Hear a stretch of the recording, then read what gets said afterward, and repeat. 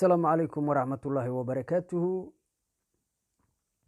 kusoo dhawaada walaalayaal barra cadde official page qaybta facebooka.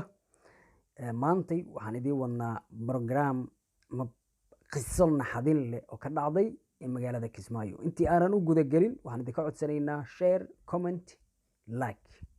sulka inaad saarto wax weyn oo amriga, yacni wax weyn kuma fadhiso. sida daraadeed waa inaad maaragtay shuruudda iska buuxi fadlan, waana codsi qasab ma aha.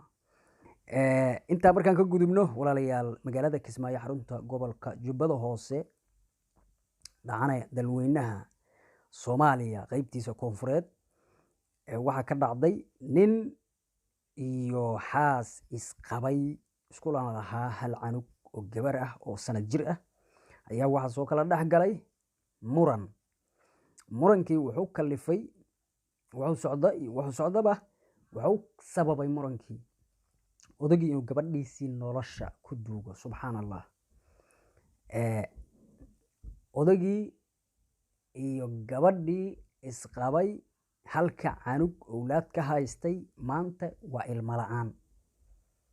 allahu aclam waxa wadada kusoo jira, laakiin maanta halkii xabo ay dunida sababtooda ku yimiday ilaahay ka soko, ilaahay sabab oo uga dhigay inay ayaga dhexdooda uu ka beero. maanta odagii gacantiisa ayuu ku sababsaday. dilid waa la yaqaan oo dilid ma dhicin. gabadhii ayadoo nool ayuu qabri intuu god u qoday uu xabaal nololeediyey, ayadoo nool uu god ku riday oo ku aasay.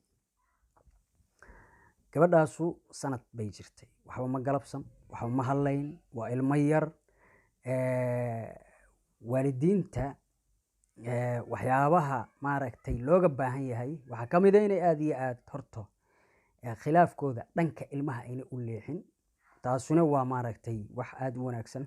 runtii labada qof khilaaf waa imaan karaa, waa la isku dhici karaa, laakiin in khilaafkii loo dhanka caruurta la aadiyo wax wanaagsan ma aha. inkastoo aad iyo aad qariib ay u tahay, waa arrin kolley anigu shakhsiyan arrin dhagahayga ku cusub waaye.